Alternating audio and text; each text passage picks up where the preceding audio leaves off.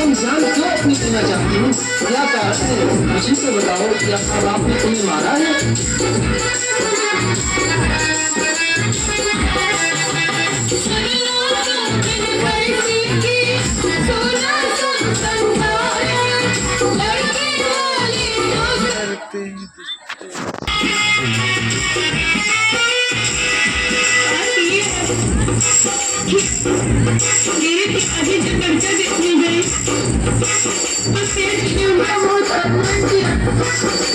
और मेरे माँ बाप मेरे वजह से बहुत दुखी हैं।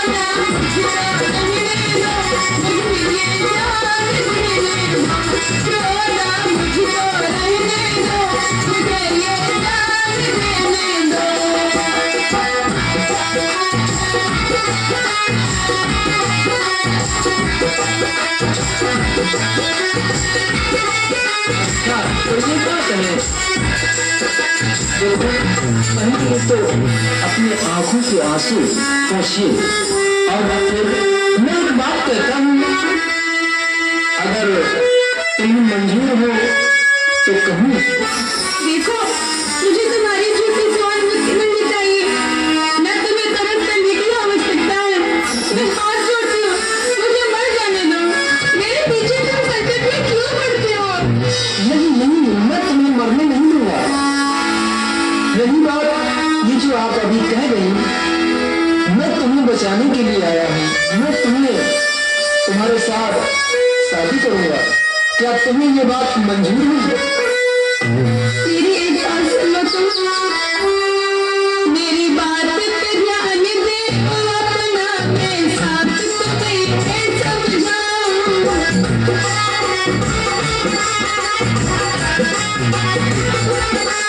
इन बात पे बाकी मर्जी के मैं कदम न आगे रख पाऊं।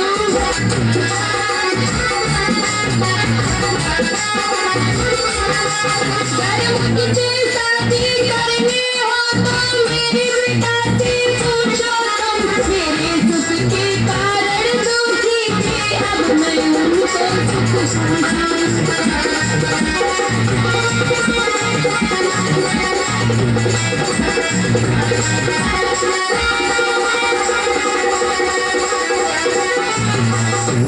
अच्छा, तो तुम्हारे माता पिता बहुत दुखी हैं।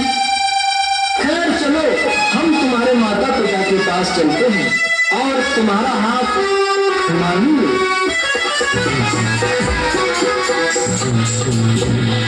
हे भगवान, तुम्हें और क्या मंजूर है? और क्या तुम्हारी मर्जी है? तुम क्या चाहते हो? शायद ये जो अभी मिले हैं, मुझे इनकी बातों पे विश्वास करना चाहिए।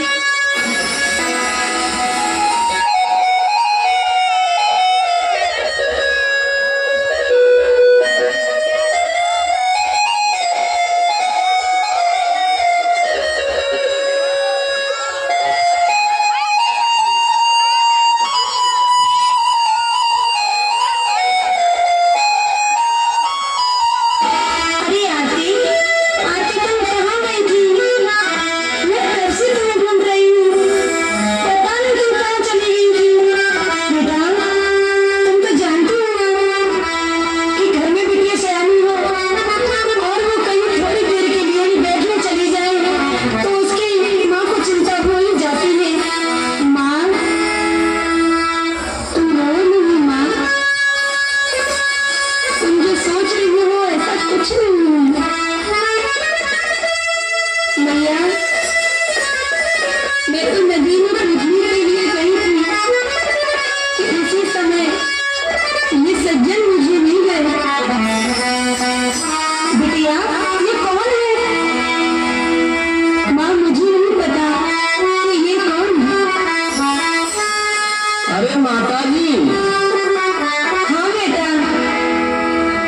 ये आपकी ही बेटी है? हाँ, ये मेरी ही लड़की है। अरे माँ, मैं उस नदी की तरफ घूम रहा था, अचानक हमारी नजर इस लड़की पर पड़ी। ये तो आत्महत्या करने के लिए नदी में कूद रही थी। मैंने इसे बचा लिया, इसलिए अभी तुम्हारी बेटी जिंदा है। लेकिन माँ, एक बात बताओ।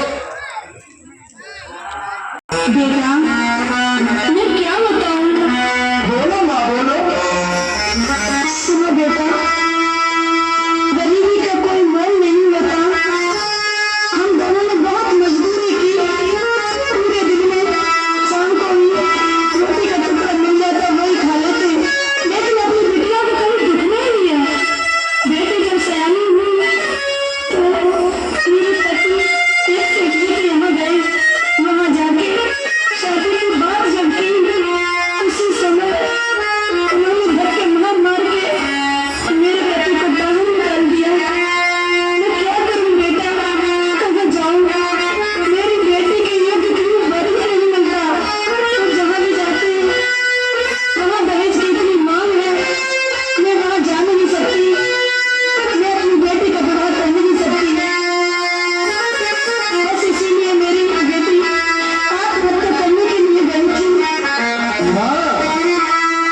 वैसे मैं तुमसे एक बात कहूँ? हाँ बेटा, कहो क्या कहना चाहते हो? माँ, तुम्हारी बेटी बहुत सुशील है, सुंदर भी है। अगर तुम चाहो तो अपनी बिटिया का विवाह हमारे साथ कर दो। मुझे दहेज नहीं चाहिए माँ, मेरा विश्वास करिए। बेटा वो तो सब ठीक है, लेकिन तुम्हारे माता पिता तुम इस बात के लिए राजी हो जाएंगे? माँ, मैं भी तो पढ़ा लिखा हूँ, मैं भी तो सब कुछ जानता हूँ। शादी तो मैं कर रहा हूँ। मैं तुम्हारी बेटी को बहुत खुश रखूंगा। रही मेरे माता पिता की बात, तो उनको भी मैं राजी कर लूंगा। अरे सुनो साजन, अरे अपनी आरती आ गई। आरती आ गई? कहाँ है मेरी लाडली? सुनो तो सही, आरती के साथ साथ अपना एक जमाई भी आया है। क्या कह रही है कलावती? जमाई? जमाई की कैसी बात तुमने कही?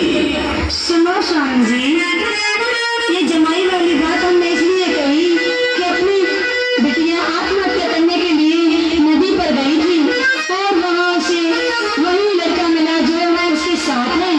उस लड़के ने ही तो अपनी लाडली बेटी को बचाया है। लड़का देखने में तो बहुत सुशील है, मेरा विचार है। हाँ बताओ, क्या कहना चाहती हो? कहो। अगर इसी लड़के के साथ अपनी आरती का विवाह हो जाए तो कितनी अच्छी बात है। ऐसा है कलावती, विवाह करने के लिए कुछ नहीं है, मैं विवाह कर दूं। लेकिन कहीं ऐसा ना हो कि ये भी किसी सेठ में लगा हो, क्योंकि सेठ लोगों से मुझे बहुत डर लगता है। एक बार मेरा अपमान उन्होंने बहुत बुरी तरह से किया, और कहीं ऐसा ना हो कि वो लोग भी अमीर हो, क्योंकि अमीर लोगों के यहाँ गरीब लड़कियों की कोई इज्जत नहीं होती। क्योंकि यहाँ तो दहेज की मांग है, जितना दे पाओ इतना दे पाओ, आखिर में देते ही रहो, फिर भी लड़की को सुख नहीं मिलता। हमारे जैसे गरीब की लड़कियां जला दी जाती है, मार दी जाती है। मुझे संदेह है कि आगे चलकर हमारी आरती हमारे हाथों से छिन न जाए। नहीं नहीं स्वामी जी, तुम ऐसा कैसे सोच सकते हो?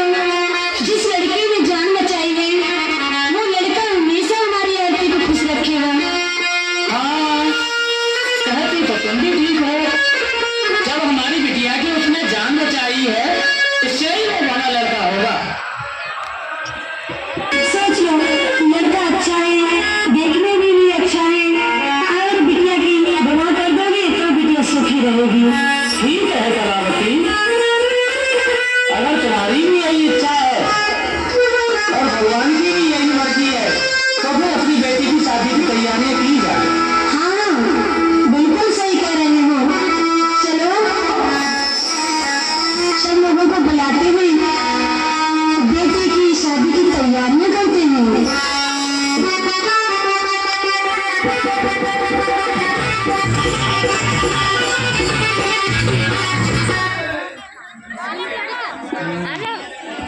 हेलो, और छोला पनीर की व्यवस्था करवाई गई है।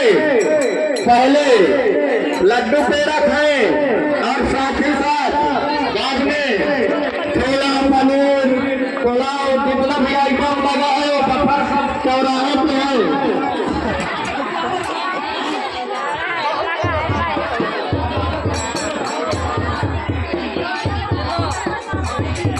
नाटक के जितने भी पात्र हैं वो तुरंत स्टेज पर पहुंच गए। बहुत दया होगी।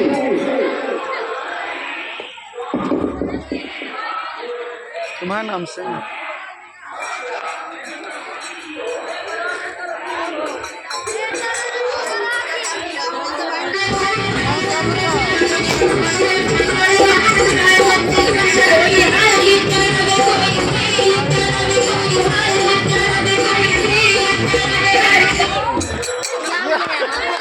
हेलो, श्रीमान मुनल भैया जी कोमल कोमल है कोमल यार इन नाटक के कलाकारों की कला में